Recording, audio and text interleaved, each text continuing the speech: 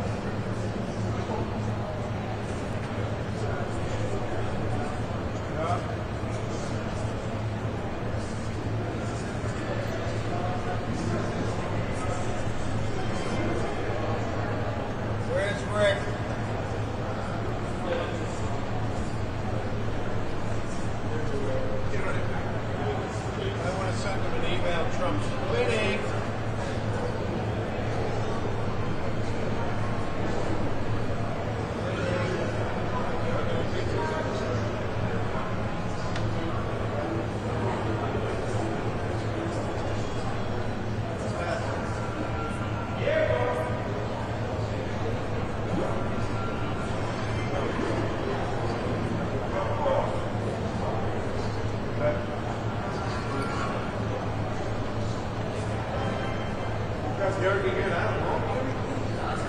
Oh, yeah. You think they got about an hour?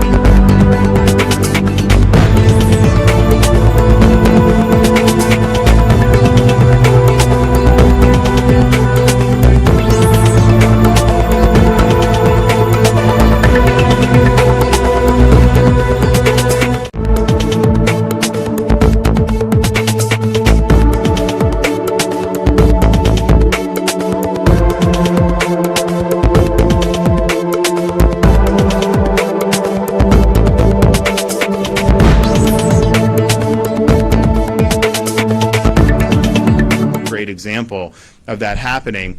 So ultimately, we can do all the right things in Florida, and we'll continue to do it, but unless these sanctuary jurisdictions like California are reined in, you are going to continue to expose Americans in other states to the problems that flow from not caring about borders or not caring about the rule of law. So I just wonder, like in Congress, we've got a Republican Congress.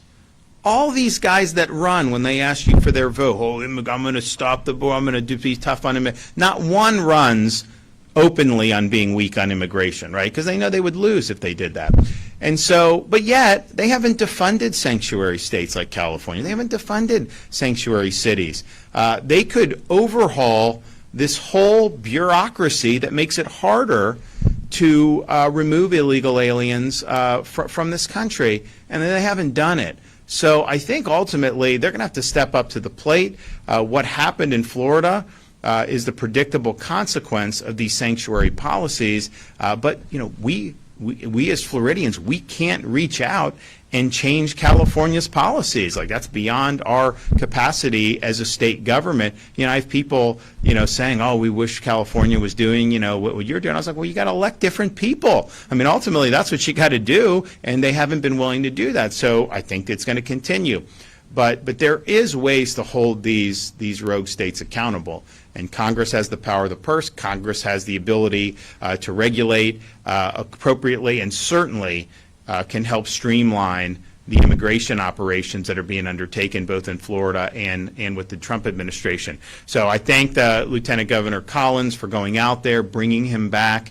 I know there's going to be really swift justice that's going to be administered, but this did not need to happen. This was totally avoidable, and it is the result of bad policies. Now, which brings us here today.